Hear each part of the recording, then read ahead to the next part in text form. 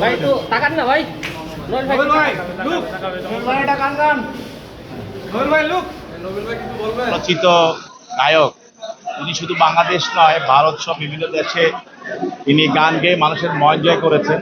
কিন্তু পরবর্তীতে আমরা তাকে বিভিন্ন সামাজিক মাধ্যমে তার জীবন নিয়ে, সংসার জীবন নিয়ে বা ব্যক্তি জীবন নিয়ে আমরা অনেক কিছু লেখালেখি দেখেছি। আজকে সেই মাইনুল আহসান নোবেল, তাকে একটি অপহরণ এবং ধর্ষণ অভিযোগে একটি মামলায় তাকে বিজ্ঞ আদালতে তদন্তকারী কর্মকর্তা তাকে আজকে উপস্থাপন করেন।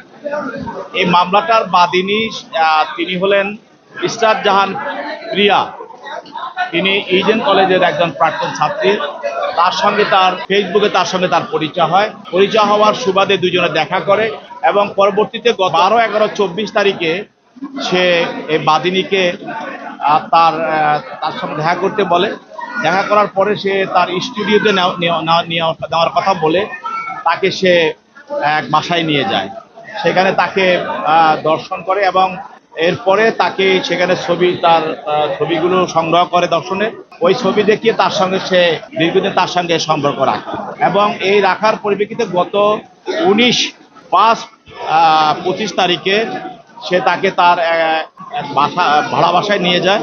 আর সেখানে তাকে আটকিয়ে রেখে আরো 2-3 জনকে নিয়ে এসে তাকে দর্শন করার চেষ্টা করে এবং তাতে সে তার প্রতি আক্রোশ হওয়ার কারণে সে এই দর্শন থেকে রক্ষা পাওয়ার জন্য সে 999-এ টেলিফোন করে এবং এই 999-এ টেলিফোন করার পর সেখানে পুলিশ আসে সেখান থেকে নোবেলকে গ্রেপ্তার করে আদালতে মামলা দায়ের করা হয় এবং তাকে আদালতে নিয়ে আসা হয়।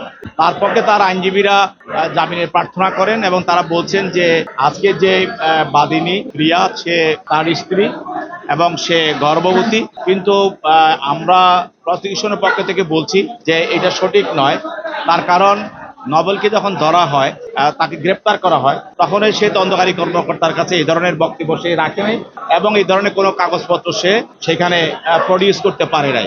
তবে আজকেও যারা আইনজীবী যারা আজকে জামিন চাচ্ছেন এবং যারা বলছেন যে সে তার স্ত্রী এবং সেই গর্ভবতী, তারা এই ধরনের কোনো কাগজপত্র আদালতে উপস্থাপন করতে পারেন নাই। তাহলে আদালতকে একটা মিথ্যা তথ্য দিয়ে আদালত থেকে জামিনের সুবিধা পাওয়ার জন্যই তারা এই গল্পটা সৃজন করেছেন।